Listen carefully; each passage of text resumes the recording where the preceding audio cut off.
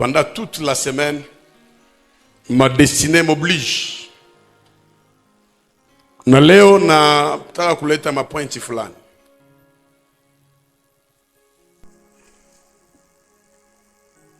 Biblia inasema jamaa inafanya shauri na inajiuliza, tuko na binti wetu mdogo na hana matiti, nini tutafanya siku atakwenda kumtafuta?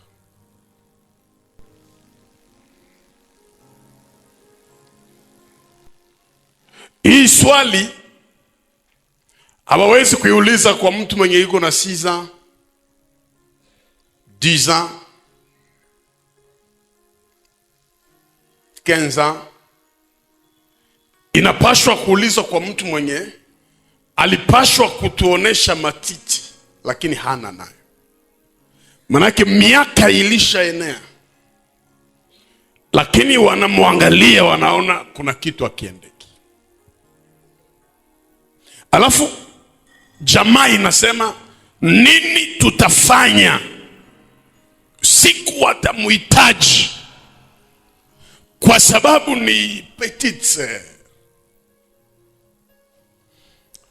Nikasema matiti inaonesha mambo 5. Ya kwanza ni urembo, beauty. Mwanamke aangaliliwe tu kwa uso, anaangaliliwa pia matiti iko namna gani. Ya pili haiko tu beauty, lakini matiti ni fasi kwenye mageneration, na mageneration zitapita. Wakubwa na wadogo lazima watapita. Ya tatu nikasema matiti ni symbole ya attachment. Attachment kwa mama na mtoto. Ndio maana mara mingi upendo ya mtoto kwa mama ni nyingi zaidi, kwa sababu muda ya mtoto kunyonya ni nyingi kuliko muda ya kukaa ndani ya tumbo. Lakini pia kwa tafsiri nyingine matiti ni picha ya kukomaa. Mtu mmoja asema maturite.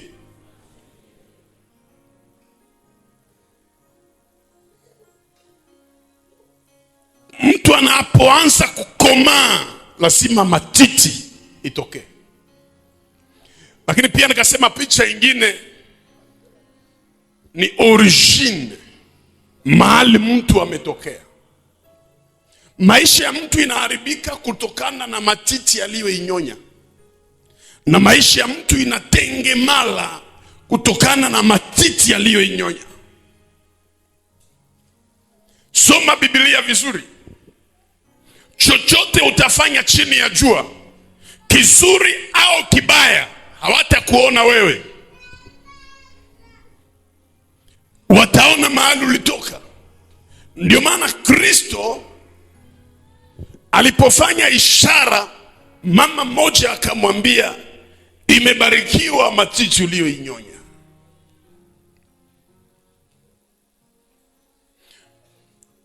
Unapokuwa Mkristo, unapokomaa au unapoolewa au kuoa, unaweza kuheshimisha jamaa yako kwenye haiko, au unaweza kuizaraulisha. Kuna mtu mwenye hamuwezi saidia mkanisa, hata mnamuonya namna gani, hamuwezi saidia kwa sababu education yake iliharibikia kunyumba. Ni shida ya matiti, amenyonya wapi?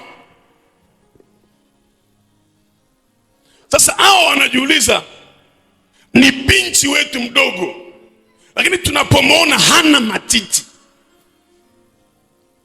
tufanyeje siku ambayo atatakiwa kwenda kuolewa? Wanapouliza swali, na maana jibu lipo, na kama wao walikosa jibu, utaipata hapa. Mimi siongee matiti kimwili, naenda kuongea kiroho. Mtu mmoja aseme amen. Wanaposema tuko na binti wetu, manake ni jamaa. Mtu mmoja aseme jamaa. Kanisa ni jamaa.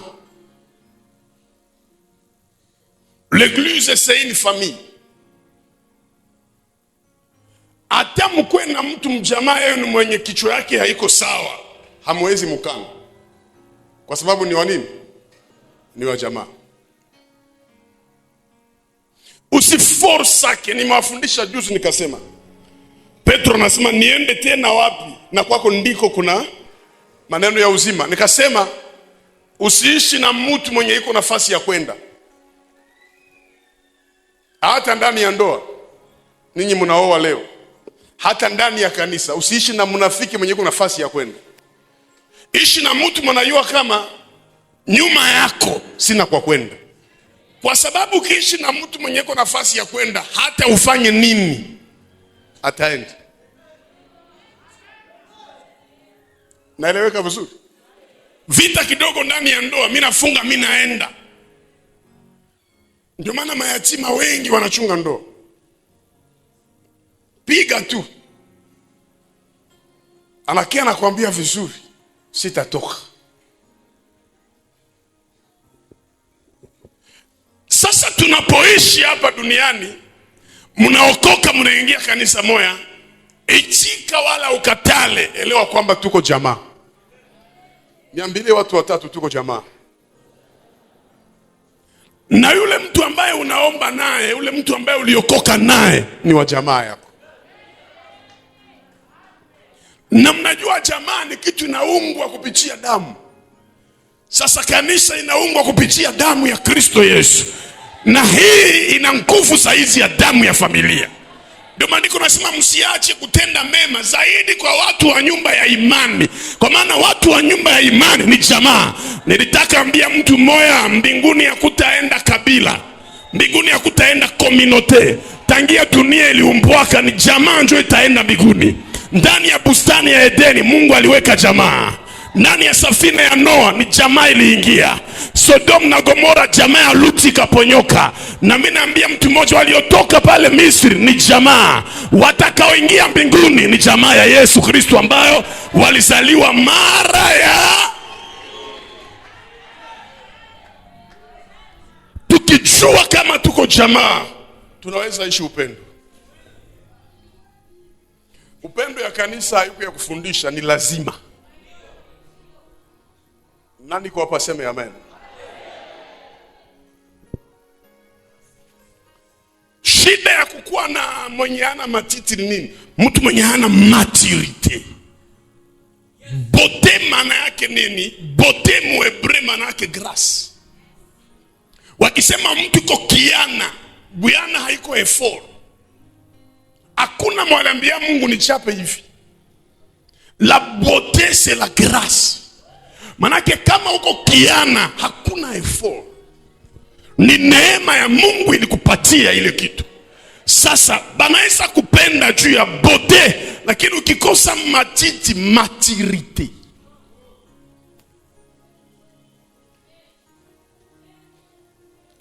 ukishindwa kupitisha mageneration kwako, ukishindwa kuishi na watu, utapata shida. Na unaangalia Biblia, ukikuwa na petite sœur mwenye hana maturité, anakuletea shida. Hawa wanasema tuko na dada mwenye hana maziwa, tufanyeje siku itamtakiwa kuolewa? Manake kukosa matiti kiroho ni danger. Juu nielewe, nipande ngazi kidogo. Bible inasema Farao alikuwa na dada yake mdogo. Dada yake mdogo na Farao akaenda lokota mtoto kumai. Ule mtoto anaitwa Musa. Akamleta ndani ya nyumba, lakini kwa sababu hakukuwa na matiti, akaenda tafuta mwenye atanyonyesha mtoto. Sawa, naleta mwatanyonyesha mtoto, kumbe ni mama yake na mtoto. Kisha mtoto anakomala na ideoloji ya mama yake na mtoto. Hata mnamuweka atageuka danger mu nyumba ya Farao, kwa maana matiti aliyonyonya haiko ya Misri, lakini ni matiti ya wa Israeli. Nani kwa hapa aseme amen?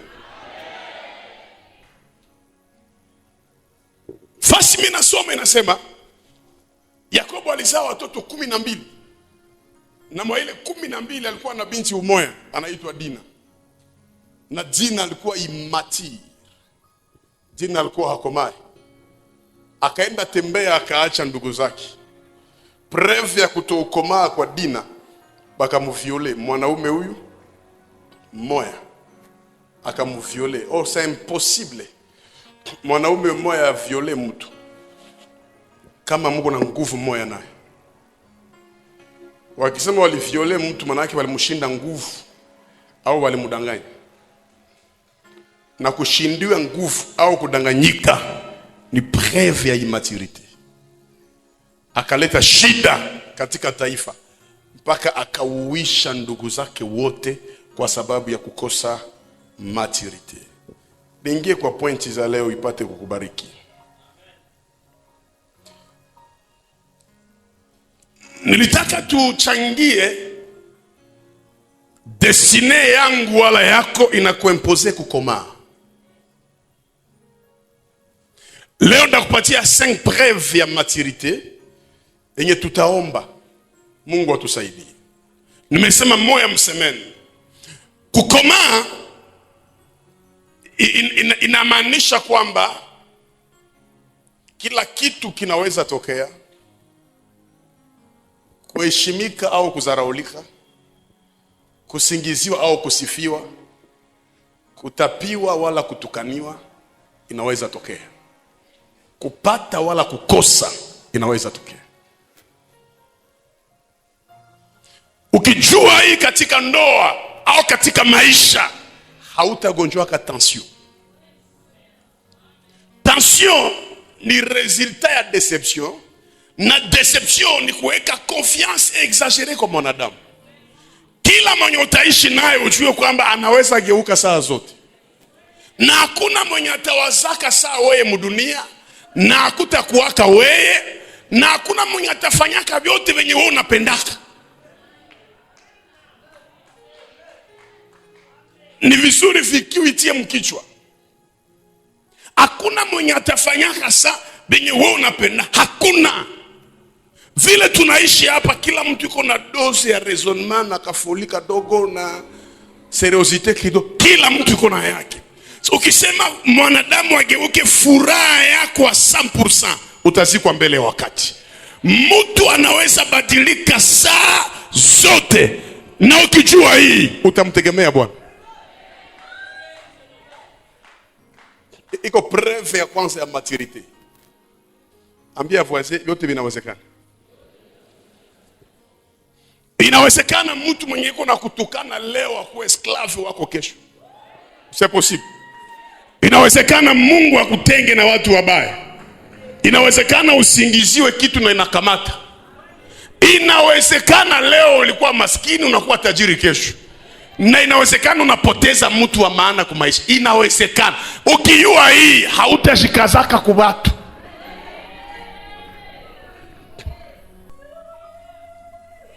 Nani mweko unanisikia vizuri?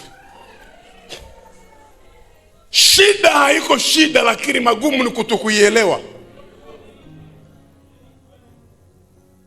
Tuko na petite sœur mwenye ana matiti. Niko na mtu hapa mwenye ataingia mdestine ya kabambi, lakini maturity.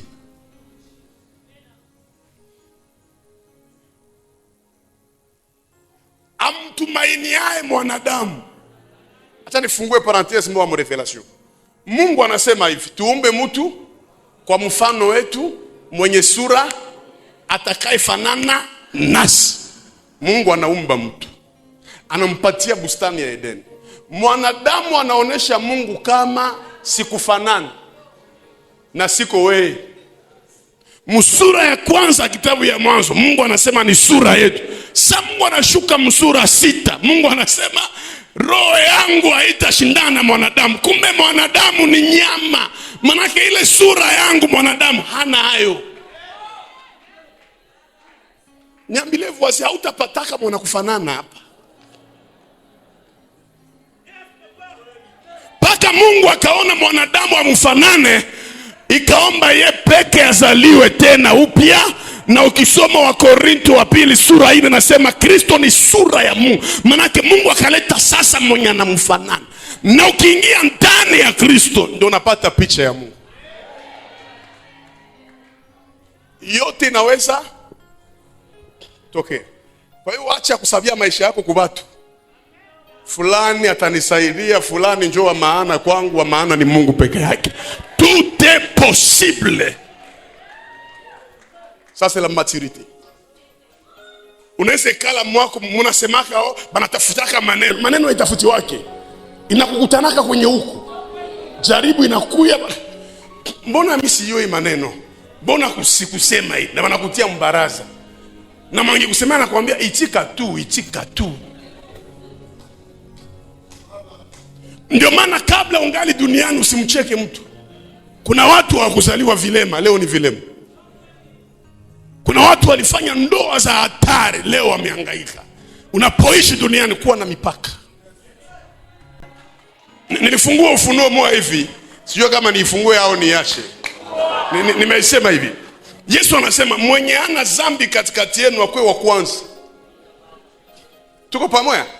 Wakaangalia yule na chini wakasema wewe toba ya kukamataka lakini mimi nakuyu.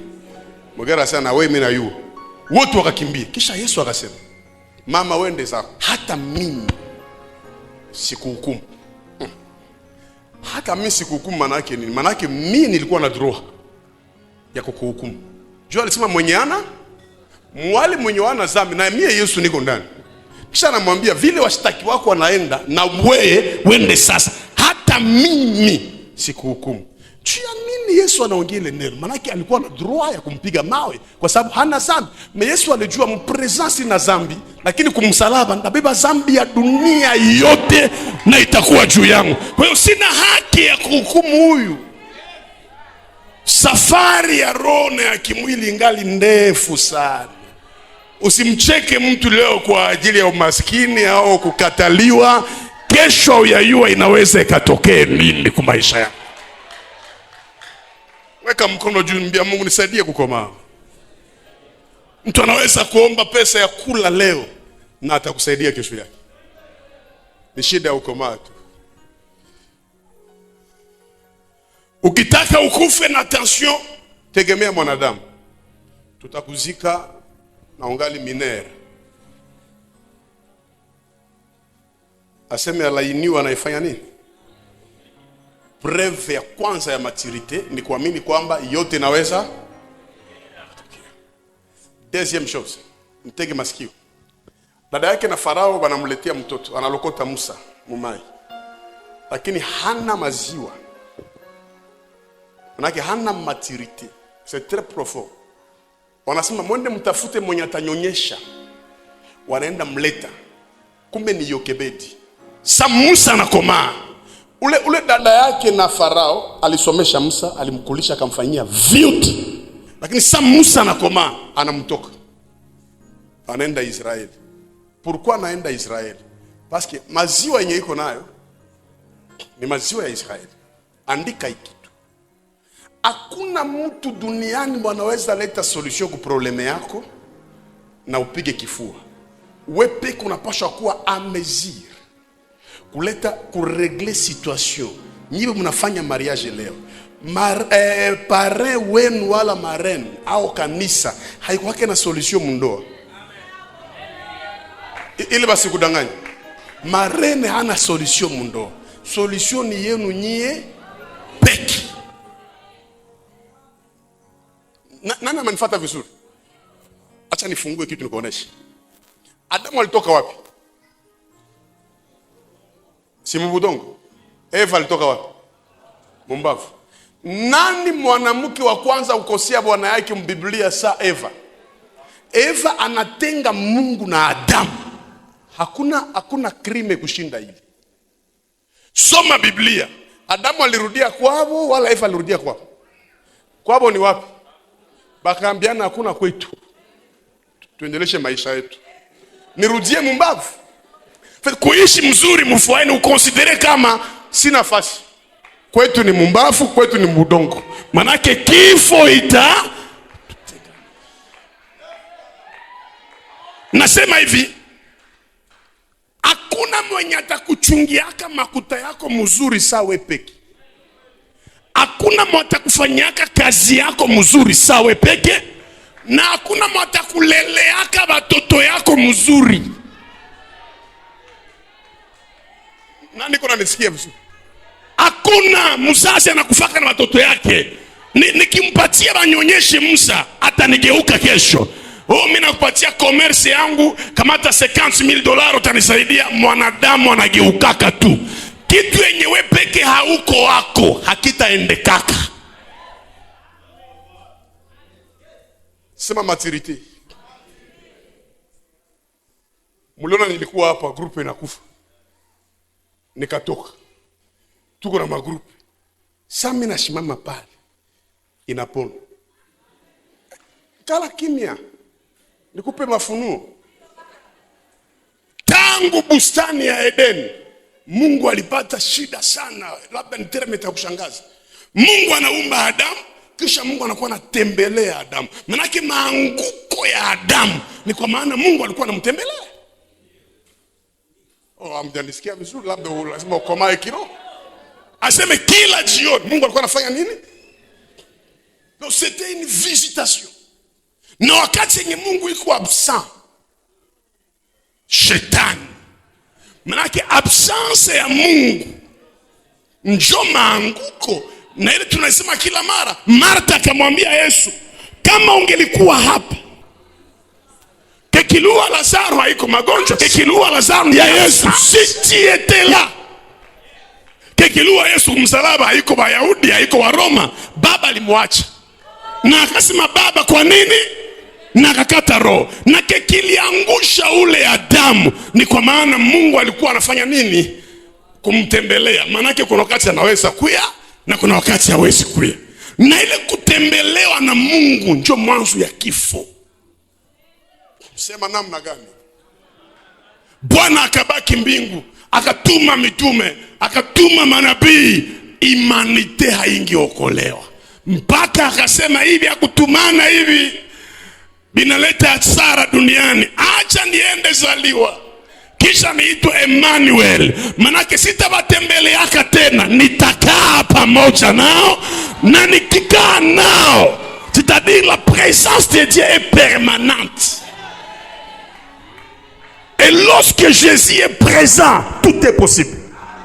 Kote kwa unatembea unajua siko peke yangu, iko pamoja. Couple yenu atafikia kwa voyage, sentir présence yake. C'est ça la fidélité. Leta amen zaidi hapa. Niko naeleweka vizuri? Geukia voisin umwambie hakuna mata kuchungia sawa. Au yamwambia mzuri, mwambie hakuna mata kufanyizia kazi sawa. Weka pale Genèse chapitre 6. Mwanzo sura 6 mstari wake wa 8. Kenda utasoma. Mungu anamwambia Noa hivi, jifanyie safina. Bakufanyie? Ulishachoka na batoto yako, nibapeleke kwa onke. Bataharibika. Kufa na bako, njala wala shibe, kaa nao. Benye bili kushinda we mwenye navyo, hakuna mwatabiwezaka. Ndoa zina vita, ndugu zangu ninyi ambao mnaenda kufanya harusi. Vita. Lakini lazima kupambana mpaka mwisho. Ndoa haiko ya watoto wadogo, haiko ya bisirani. Mimi ni mwalimu wa ndoa. Nimeona mengi kuhusu ndoa. Na mtu asikwambie kwamba kupata vita mundoa maana yake haiko mapenzi ya Mungu. Yenye Mungu alibariki ya kwanza. Manake matière première ya Mungu ni Eva. Muangalie buhanya gani yaliletea Adamu. Unaiona buhanya? Ile ni Kiebrania. Paka Mungu akauliza Eva, unafanya? Baba wetu wa imani ya Abrahamu, mwende muulize bibi yake Sara. Sara alikuwa na Sara sana taka. Mwanamke mwenye ana wivu paka anaambia bwana yake sitazalaka tena, kamata kope. Baba wa imani akaangusha imani. Bo mzee naye sielewa kama alikuwa shapenda juu vitu vingine ya Mungu inaomba kwa na msimamo. Akaenda akamaliza kule. Wenzetu walizaliwa na macho, lakini wakina Eva, Delila baka wafanya kipofu. Ni pale na kushauria Viki, Mungu akusaidie upate hii kitu hapa. Unakumbuka kuko siku yenye Samsoni alisegamia kwisi ya Delila. Kusegamia kwisi maana yake mimi namtegemea, ni kuse yangu, kwa sababu alimsegamia kwisi macho. Lakini kumbuka siku Yakobo alisegamia lijiwe, macho ikafunguka, akaona mbingu ina. Weka tegemeo kwa Mungu, tegemea Yesu, jiwe peke yake, vision yako itakuwa zaidi ya kawaida. Sikia mwalimu uko naongea wala ongea. Raha yangu haikuwa ya mwanadamu tena. Meneza yoli nitukana, ulinizarau, ulifanya marenyo juu yangu, na mimi nakwambia bonjour. Juu mimi najua kisasi haiko yangu. Mwanapiganaka ni Mungu peke yake. Sina taa kusema nikose usingizi juu ya mtu, nisikule juu ya mtu. Mimi najua huko maiti ya kesho utakufa na utaacha yote. Manake raha yangu saa hizi ni ya Mungu peke yake. Eske niko naeleweka vizuri? Hakuna mwenye atafanyaka vyako mzuri kama wewe hauko pale. Unaishi na mwanamke kwa mambo 5 kubwa. Ya kwanza ni kwa mapenzi, ya pili ni kwa pesa, ya tatu ni kwa maneno mazuri, ya 4 kwa kugusa, unapiga sente, ya 5 kwa nini? Okay.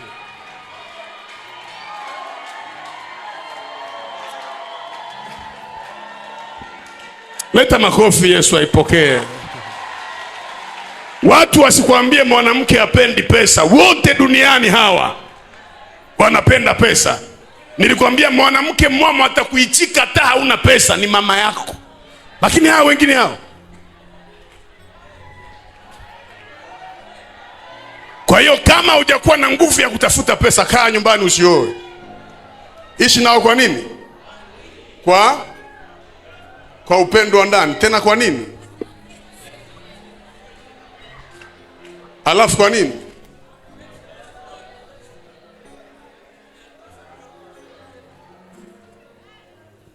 Aha. Kuna siku nilipata comprehension zamani ndani ya nyumba yangu. Comprehension ikasumbua, suluhisho ikaonekana. Nikaleta pesa. Nikaleta nini? Pekunia. Alafu sikusema kitu. Unaishi na mtu kama juma mzima akusemesha, alafu unaleta nini? Pesa. Halikuwa akusemesha. Akaichukua. Sasa anachukua kwa sema sasa, manake hautanawa.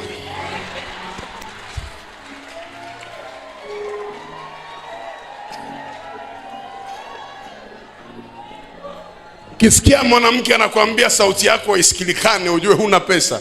Pesa ndio volume. Wanaume wote wanajua kuongea, lakini bila mchuzi. Geukia ndugu yako mwambie tafuta pesa.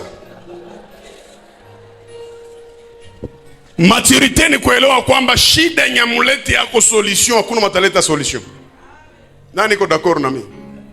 C'est ça la maturité. Troisième preuve ya maturité. Ni kuwa na kapasite ya kupardonner mwenye hawezi samehewa. Mnajua pourquoi mtu anasameheaka? Unasamehe juu kwanza uponyeshe roho yako. Mwenye alikwazwa anateseka kuliko mwenye alikwaza. Kuko mwanaweza kukwaza na hata hangaika na mko naye nyumba moja. Na nakupita huko naimba nyimbo dunia maua maua dunia maua, na anasonga na anatia pale. Sasa nasema mwaiko na njala akuli. Wewe roho inateseka. Na naona ukule na anajikulia yake. Wewe ndio unapata shida, juu pone, wewe ndio umwambie. Mimi nimeshuhudia mara mingi hapa, nilikuwa nouveau marié nikazila chakula. Nikafikiri watanibembeleza. Hange na wanawake weusi. Hapana, fanya mzaha. Umewahi ona mtu anashuka kubugali mpaka mawe naonekana? Maana anahakikisha kwamba tuko mwili mwema. Kama ukule, mimi nafanya kazi. Nikasema mafuu ni vya dunia. Nakwambia 22h ilipoenea, nikasikia mtumbi kwa sababu mko conference. Nikaenda kumafika, kumbe hakuna kitu. Sikulalaka ile siku. Asubuhi nikafanywa chai, niko nalomba huruma. Nawaambia ndugu zangu wapendwani katika Bwana, tangu ile siku mimi sizili. Ukinikwaza tunakwazulana kwanza, alafu mimi nakula, nisiharibishe maisha yangu. Tunasamehe kwa sababu hata wewe ushawahi kosa. Bali nisema, eski wewe yasemanaka?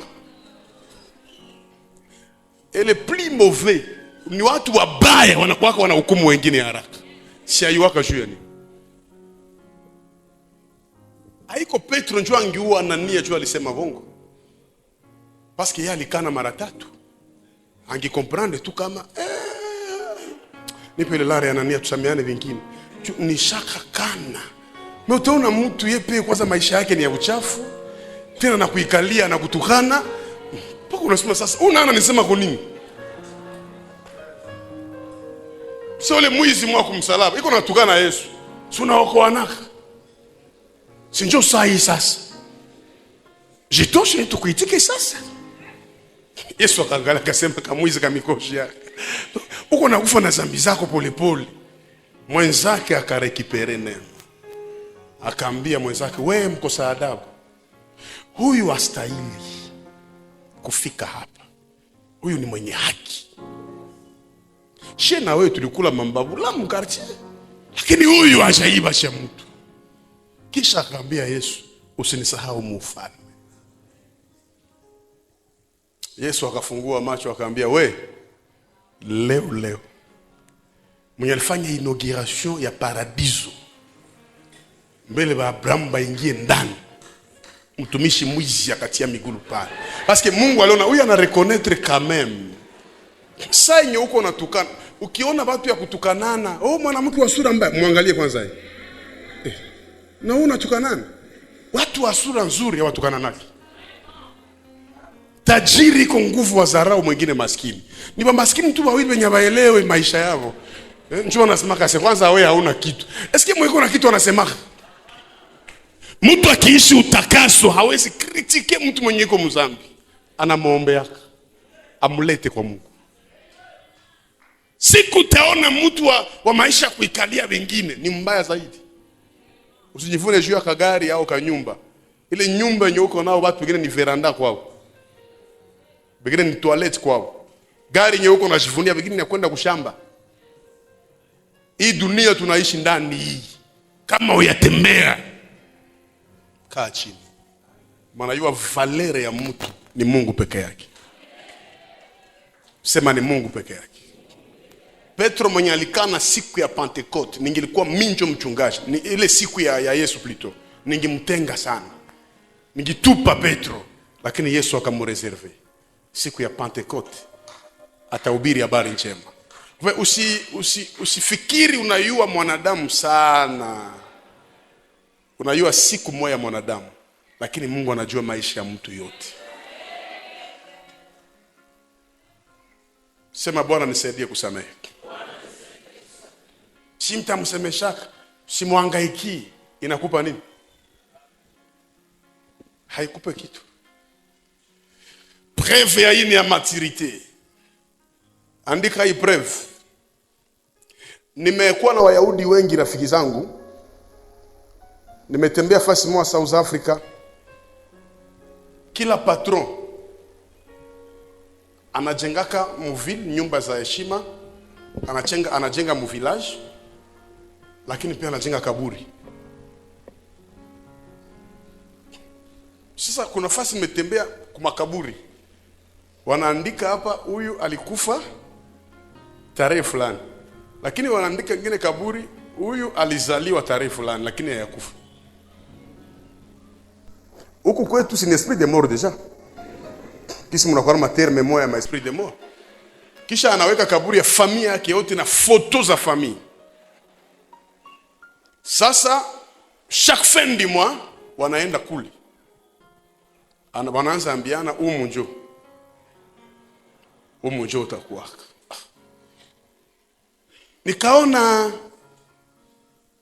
Nikawaambia kwa nini? Wakaniambia aposto, ni kwa sababu ya kupunguza kiburi. Shibote wenye tuko hapa. Kuko fast kwa tutakuwaka. Na maturité ni kupreparer déjà avenir yako. Na ungali mpresent. Hautakuwa lamuka kila siku unarukaruka, unacheza. Kwa tu siku watalamuka wanasema haiko. Balenda kwa hospital bakamtransfere mais munjia pumuzi kakatika ndio vile koro iko mu morgue mkotize franga iko mule juu ashavimba. C'est ça la maturité. Hakuna parfum utatudanganya nao mule morgue. Morgue hakuna kusemesha mwingine, morgue huko mu morgue. Na tuko tunafanya reunion huko mbio. Ndio vile mjikaze juu maiti ko deformé vraiment banangwa bakutoa katana. No, msingoe mpeleke batakuya tu. Morgue unatoka wanakutia msashe ya noir, ndio wanakufunga hapo. Morgue. Ukianza kutukana huko wa kwanza kutukana. Na mtu mbaya anakosa hata watu wa kumzika. Mie weye tutapita pale. Na ni neema upite pale. Niliona WhatsApp juzi ya fie moa mzuri wanamkatakata vichwa. Wanakata na miguu na mikono wanatupa maiti mbarabara. Na utukisha kudepose mule mwele serikaburi yako inaisha.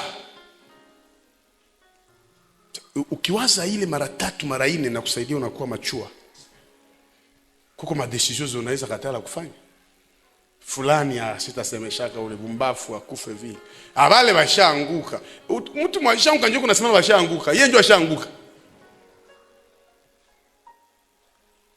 Na utoke hapa uende ujiulize. Siku yenye watataka niende kwa baba na sina matiti na sikomae, mnakuwa wapi? Mbingwa iko ya watoto, bibi harusi haiko imatiri. Bibi harusi ni mtu mwenye kichwa inafanya sawa. Leo hii siku unafika mkanisa uko na tuuziuzi na matelefoni unaangalia saa zote. Ona fruit angalia saa uko mwele soins intensifs. Utaangalia saa uko mprison? Utaona saa utasha kwambia iko muurgence iko morgue. Hautaona saa. Leo mtu anakupita mananuka mbaya. Ile harufu uko nasikia ni uzima iko moyo. Haiko usiitumie kudharau mtu mwingine. Kudharau mtu ni ukosa akili. Weka mkono juu. Sema Mungu nisaidie. Nikomae. Niondolee majivuno. Vous savez parfois ça fait trop mal wakati yenye unajua mimi najikonfie kwa mtu fulani kisha anakudetruire. Inasumbua sana. Hatukomae kwa sababu hatujue kwamba pamoja na kujenga nyumba na kuwa na magari, prepare kaburi. Prepare kaburi. Mwanamke mwenye ulioa kwa mali yako, mwanaume mnajivunia kifua, kuna mwingine atakuwa naye. Iko siku tu utakuwa absent mudunia. Heureusement uko ku Jehova nishi. Hatukufake. Haiko neema hivi. Eske mnasikia bilio hapa? Mwaka inaanza inaisha. Hatukufa. Parce que couverture la longévité iko. Mais atatu kawia Mimi nasema atatu kawia